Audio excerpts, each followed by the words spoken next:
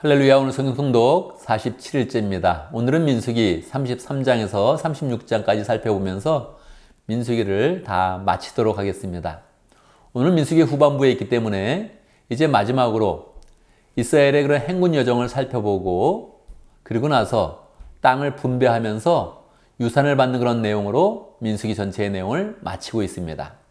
33장은 이스라엘의 행군 여정에 대해서 기록을 하고 있습니다. 이스라엘은 이스라엘 달력으로 15일 BC 1440년입니다. 1월 15일 날 유월절 때 그들이 행군을 이제 시작을 하게 되었죠. 여러 내용들이 나오는데 관심 있는 사람들은 자세히 보고요. 아닌 사람은 전체 흐름만 보면 되겠죠. 15절에 보면 그들이 신의 광야로 왔습니다. 원래 이스라엘이 이집트에 있었으니까 바로 그냥 북쪽으로 올라가게 되면 그들은 아마 3일 정도 걸려서 가나안 땅에 도착을 했을 것입니다. 그런데 하나님은 그들이 먼저 하나님의 말씀을 받고 하나님의 백성으로 훈련받아야 했기 때문에 신의 광야로 인도를 하신 것이고요.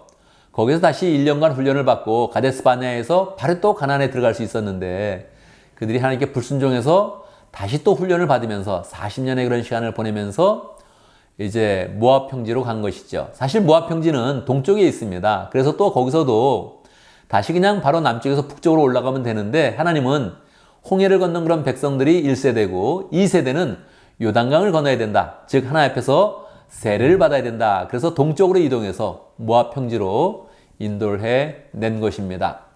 이제 모압 평지에서 하나님은 이제 말씀하십니다. 너희가 가나안 땅에 들어가면 가나안 주민을 다 쫓아내라. 이렇게 말씀을 하시죠.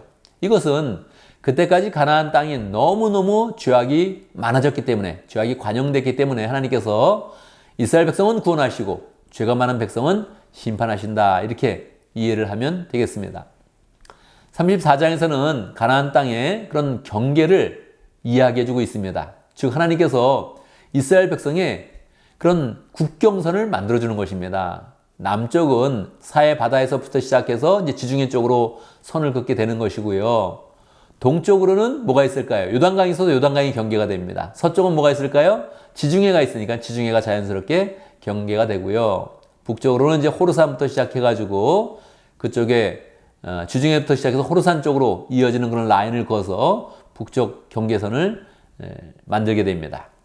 이렇게 경계선을 만든 다음에 그거를 9지파 반, 이미 2지파 반은 요단강 동편에 기업을 받았기 때문에 나머지 9지파 반은 지도를 그려서 그것을 제비 뽑아서 기업을 나누게 됩니다. 이것을 주관하는 그런 사람은 여호수아가 되겠고요. 제사장 엘르아살이 함께 의논을 하면서 이제 지파의 그런 유산을 분배하는 그런 내용을 맡게 됩니다. 35장에 가서는요. 레위 지파에게 주는 그런 땅이 또 기록되어져 있습니다. 12지파가 땅을 다 받고 나서 레위 지파도 그 가운데 이제 땅을 받게 되는데요. 그들이 살 그런 성읍을 받게 되는 것이죠. 그들은 땅에서 수입을 내지 않고 그냥 성읍을 받아서 살면서 다른 그런 지파들의 11조를 통해서 이제 살게 되는데요. 레위 지파가 사는 그런 성읍 가운데서 6성읍, 요단강 근편에 3곳, 요단강 서편에 3곳, 이게 6곳에 도피성을 만들어라 이렇게 말씀을 하고 있습니다. 도피성은 무엇입니까? 사람이 살다 보면 살인을 하게 되는데 고의를 가지고 살인을 한다면 하나님은 그는 죽여라 그렇게 말씀하십니다. 그래서 죄를 끊어내라 이렇게 말씀하시고 과실치사가 있지 않습니까? 고의는 없었는데 사람을 죽게 하는 그런 경우가 있다는 것입니다. 성경에서는 예를 하나 들었죠. 돌을 굴렸는데 돌을 굴리다가 아래에 있는 그런 사람을 죽게 했다는 거예요. 과실치사죠. 이런 경우는 어떻게 하겠습니까? 이런 경우는 도피성을 이제 레위지파가 관할하고 있는데 그곳으로 가서 목숨을 부지하라는 것입니다. 그런데 도피성에 있을 때 그들은 계속 그 안에 살게 되는데 만약에 대제사장이 죽게 되면 나올 수 있다는 것입니다. 그러면 그들이 나와도 죄를 물을 수 없고 또 피해자의 그런 가족들이 그에게 원수를 갚거나 보복할 수 없다는 것입니다. 왜 그렇을까요? 대제사장은 예수님을 상징하는 것입니다. 그러니까 예수님이 죽으면 우리 죄가 용서받는 것처럼 대제사장이 죽으면 죄를 용서 안 받게 된다는 것입니다. 사실 이스라엘 사람들은 그것을 알지도 못하고 1000년 넘게 계속 이것을 시행하고 있었는데 하나님께서는 이러한 법칙을 줄 때도 계속 예수 그리스도의 은혜가 하나님의 백성들에게 퍼져가는 것을 계속적으로 계시로서 주고 있었던 것입니다. 36장의 그런 내용에서는 결혼한 그런 여자의 그런 유산이 어떻게 되는가 하는 것을 정리하는 그런 내용으로 나와 있습니다. 만약에 어떤 사람이 아들이 없고 딸만 있어서 딸에게 유산을 주었는데 그 사람이 다른 지파의 그런 사람에게 결혼할 때 그 재산을 가져가지 않습니까? 그 재산이 옮겨진다는 것입니다. 이거에 대한 이슈를 제기를 하니까 이제 모세가 이야기를 한 것입니다.